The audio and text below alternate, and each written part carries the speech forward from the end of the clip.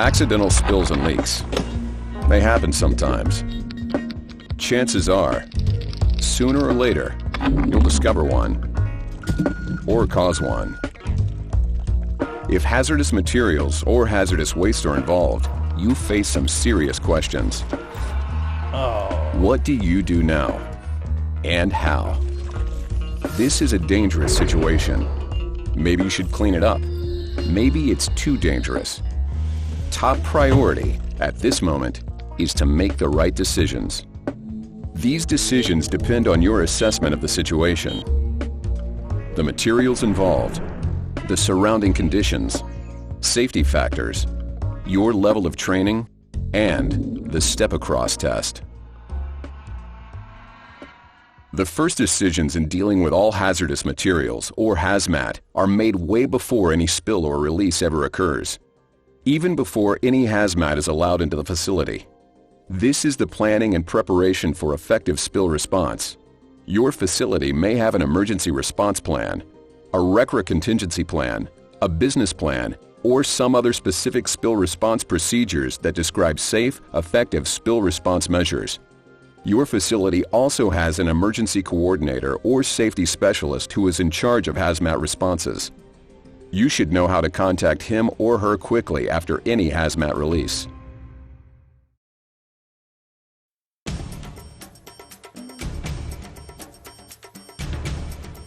When you discover or cause a hazmat spill, the first question to consider is, does this incident require specially trained responders? OSHA's hazardous waste operations and emergency response, or HAZWOPER regulation, requires special training and certification for responders to hazmat emergencies, where lives, health, or property are in immediate danger. An emergency is a large volume release of hazardous material or hazardous waste, or an uncontrolled release that is continuing and cannot easily be stopped. A release of any size involving special chemical hazards is also an emergency situation. If the spill is a water-reactive material, a strong oxidizer, an inhalation hazard, or an acute hazardous waste, do not try to respond yourself to an emergency hazmat release. It will require a specially trained hazmat crew. Only HAZWOPER-trained personnel can respond to a hazmat emergency. Similarly, if you discover a spill or leak of an unknown material, you should never clean it up. You must be able to positively identify a spilled material before it can be cleaned up. So, if you cannot read the container label, or if you discover a spill in an area of the facility where you rarely work, it's unlikely you'd know how to clean it up safely. If a spill of any material or waste in any amount has entered any water body, such as a stream, pond, or wetland, or threatens to, do not attempt to respond. Likewise, don't attempt a response if the release has escaped your site boundaries, or threatens to. In all of these situations, immediately notify the facility emergency coordinator or activate the emergency alarm system. Let the expert set the emergency response plan or contingency plan into motion. The emergency coordinator may order an evacuation or give you other specific instructions. Depending on your level of training, there may be several useful defensive measures that can be taken after making the notification. If the leak or discharge is continuing, try to identify the source. If you can do so without risking exposure to the material, close the leaking valve, upright the leaking drum, or get it into an overpack container. Whatever can be done to safely stop or slow the release. Next, shut down any possible ignition sources in the area, like welding, grinding, running motors, or any non-intrinsic safe electrical devices. If the spill threatens to contact any portable equipment, move these out of the pathway. Don't step in or contact the spill material, and keep other people and vehicles away from it as well. Cones or caution tape should be placed as a warning. Also, if the spill occurs near a drainage device such as a floor drain, storm drain inlet, or drainage ditch, try to prevent the spill from entering it. If you can do so safely, place a barrier such as absorbent or a drain cover to keep the spill from spreading. All these defensive actions will help the hazmat crew control and contain the release.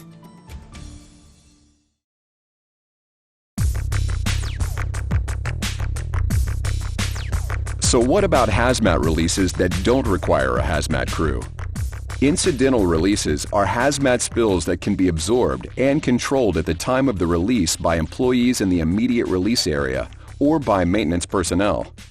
Limited quantity releases that can be controlled using readily available supplies and equipment are usually considered incidental releases, like a small static spill or a leak occurring inside secondary containment. They are not emergencies because they don't pose an immediate threat to lives, health, or property, and therefore do not require HAZWOPER-trained responders. However, incidental releases are still dangerous.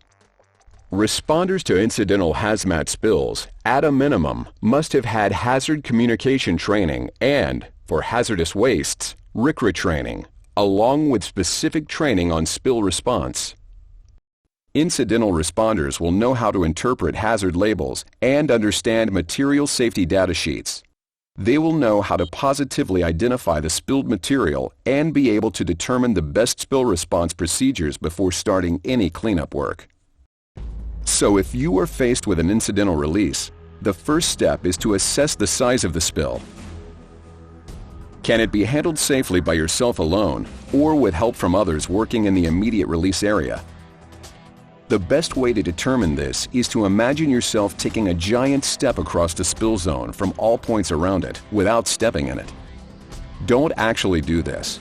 Just determine in your mind that you could, if you had to, step across the spill from any point on its perimeter. If you could, and the spill does not have any of the special hazards discussed earlier, you can probably clean it up. For any hazmat spill response, you're going to need the right tools. You need to be familiar with the available spill response supplies and equipment. They may be stored in several locations around your facility. Each spill kit, locker, or closet will be clearly marked. Know the nearest spill station for each of your work areas and what you'll find in it. Tools like shovels, brooms, and dustpans must be non-sparking, usually made of wood, aluminum, or plastic, to avoid igniting flammable materials. Responding to spills of liquids will require absorbents and probably special personal protective equipment or PPE. Don't attempt to clean up any spill that will require more response equipment or supplies than those stocked in the nearest spill locker. If you would have to borrow supplies or equipment from another spill locker further away, this release is too big for you. Also, never attempt to clean up a hazmat spill if you do not have, been trained on, and know how to use the recommended PPE. Liquid chemical spills will often require rubber gloves, splash goggles, or a face shield and possibly rubber boots, and an impervious apron. This equipment is often stocked in the spill lockers. If the spilled material is volatile or can produce toxic fumes or vapors, the MSDS or the Emergency Response Plan will recommend the use of a respirator for spill response. Many strong-smelling hazardous materials require a respirator. Do not attempt to respond to any volatile spill unless you have been trained on, fit tested, and equipped with the type of respirator called for.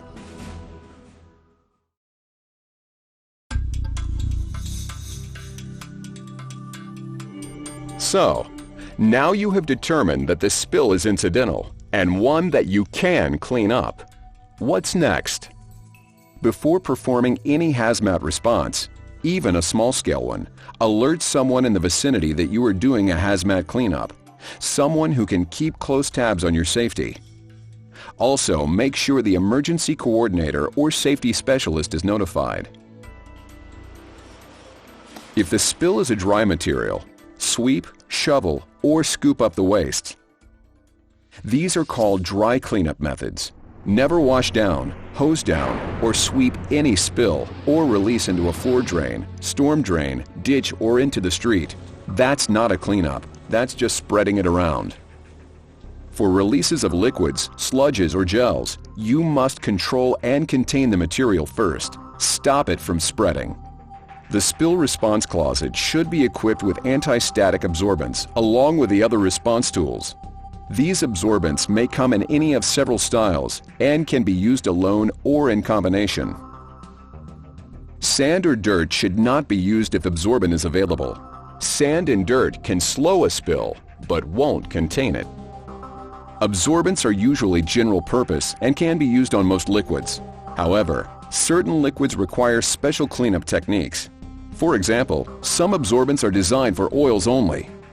And there are also special absorbents just for acids and caustics that both neutralize and absorb at the same time. Before using it, always read and follow the instructions on the absorbent container label. General-purpose absorbents come in several styles. Loose materials made of absorbent clay like kitty litter or cellulose can be spread around and over the spill.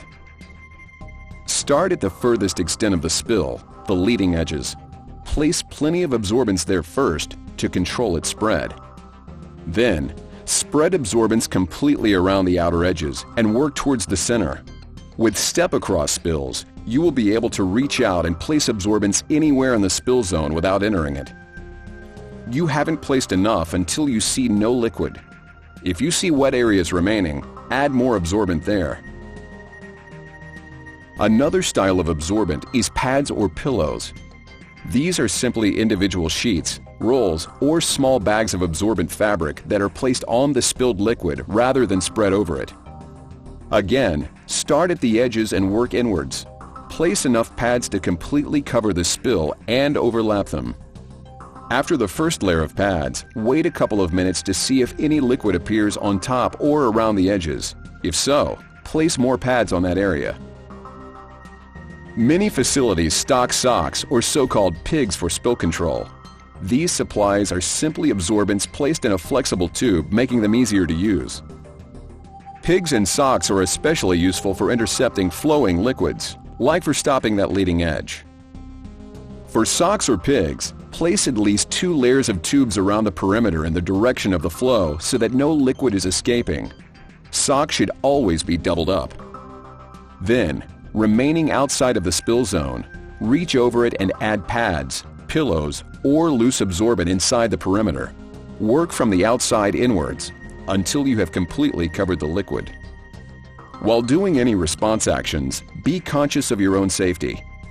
If, at any time, you begin to feel nauseous, dizzy, sleepy, feel a burning in your eyes, nose, or throat, or experience frequent coughing, immediately stop work. Move away from the spill zone, upwind, and call for help. All absorbents need time to work. When you finish spreading the absorbent, wait at least 5 more minutes before cleaning up. If no wet areas appear after 5 minutes, then sweep, pick up, or shovel up the used absorbent. With any of these absorbents, you may have to go back and do a second application to get all the free liquid. Socks and pads often don't get it all. Using a small amount of loose absorbent or pads the second time usually finishes the job.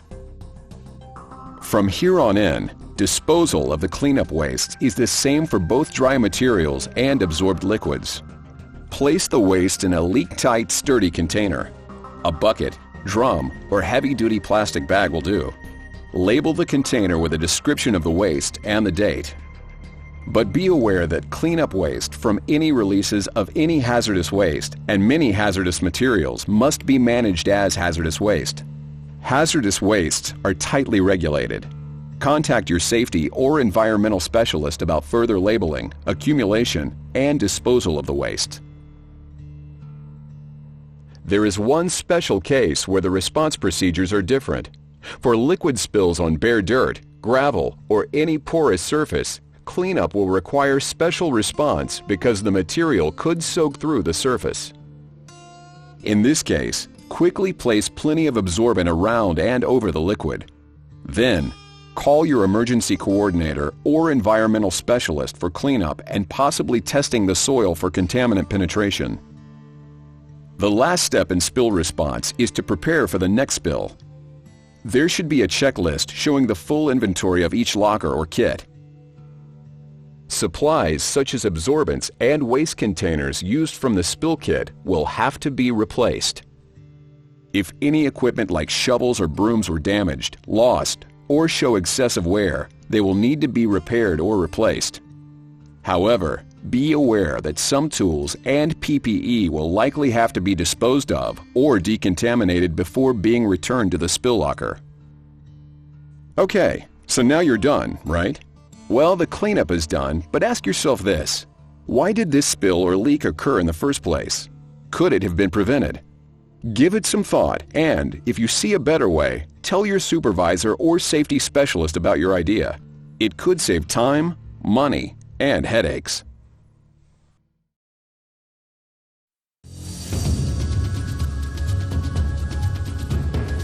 Remember the key steps in hazmat spill response. First, determine if the spill is one you can clean up. If it's too large, uncontrolled, poses a special chemical hazard, an unknown material, outside of your normal work areas, or has already made it off-site or into a water body, then you should not attempt a cleanup.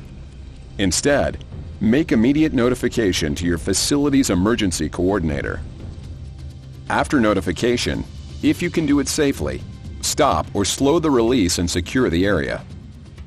Once you establish that the release does not require a hazmat crew, go down the checklist. You have been trained on dealing with incidental releases of the specific material. You could, if you had to, step across the spill at any point. The nearest spill kit has sufficient supplies for the response. Okay, now perform the cleanup promptly. For your own safety, before starting the cleanup, notify someone. Someone should be checking on you regularly to make sure you're safe. Put on the appropriate PPE as described in the MSDS or your facility emergency response plan. Always use dry cleanup methods. Never hose down a spill into a floor drain, storm drain, ditch, or into the street. For liquid spills, use the absorbents available in the nearest spill kit or locker. Your absorbents may be loose material, pads, sheets, pillows, socks, or pigs, or a combination of these. Know how to use the type of absorbent stocked in each spill locker in your work areas. Without entering the spill zone, start with the leading edge and then place absorbents around the outer edges. Once the outer edges are controlled, from outside of the spill zone, reach over it to add more absorbent and work inwards. Add more absorbent if you see wet areas remaining. Give the absorbents time to work, at least 5 minutes after you've spread the last absorbent. Place the cleanup wastes in a leak-tight container. Label it with a description of the waste and date. Ask your emergency coordinator or environmental specialist for direction in further labeling, storing, and disposing of the wastes. They may be hazardous wastes. Last, make sure that spill supplies are restocked and that contaminated cleanup tools and PPE are decontaminated or disposed of. If you follow these procedures for responding to hazmat releases, you'll be protecting your coworkers, the environment, and making your facility a safer, better place to work.